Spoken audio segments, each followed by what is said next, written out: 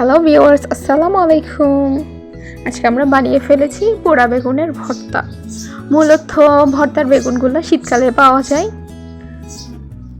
তো অনেক খুঁজলাম। যেহেতু শীত আসার আগে ঝাল ঝাল ভর্তার ক্রেভিংস হচ্ছিল,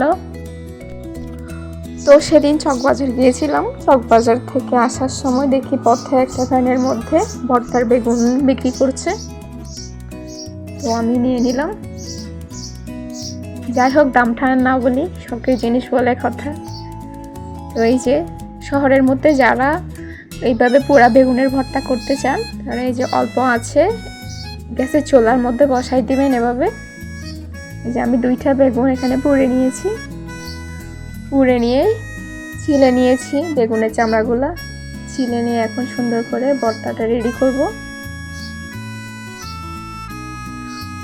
উপরে ডাঁটটা ফেলে দিয়ে জাস্ট বেগুনগুলো নিয়েছি। নেওয়ার পর এই যে দেখেন, আমি একটা কাপ দিয়ে এগুলা ম্যাশ করতেছিলাম। এভাবে করলে খুব ইজিলি ভর্তাগুলো মিহি হয়ে যায় একদম। এই যে দেখেন ভর্তাগুলো হয়ে গিয়েছে। এদিকে আমি পেঁয়াজ কেটে নিয়েছি, তারপর মরিচ পোড়ার জন্য রেডি করেছি, তারপর ধনে পাতা কেটে নিয়েছি। এই যে মরিচগুলো পুড়িয়ে নিচ্ছি।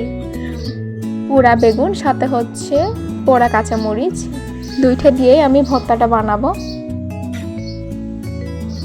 দেখেন কত সুন্দর আস্তে আস্তে সবগুলা পুড়ে যাচ্ছে। পোড়া শেষে আমি নিয়ে নিয়েছি। এবার স্বাদ মতো লবণ দিলাম।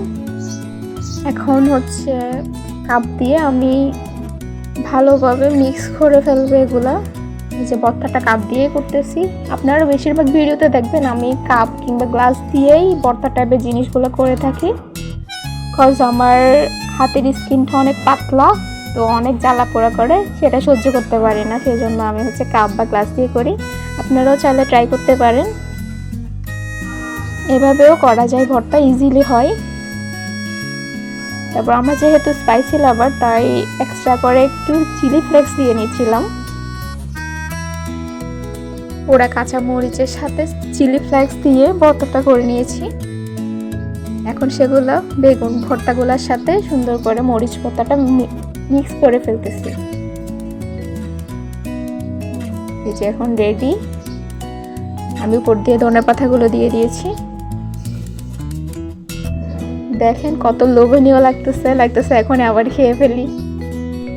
তো এটা আমাদের বেগুন ভর্তার ফাইনাল লুক। দেখেন কত সুন্দর লাগতেছে, কত লোভনীয়। সো এইটুকুই ছিল আজকের বেগুন ভর্তার রেসিপি।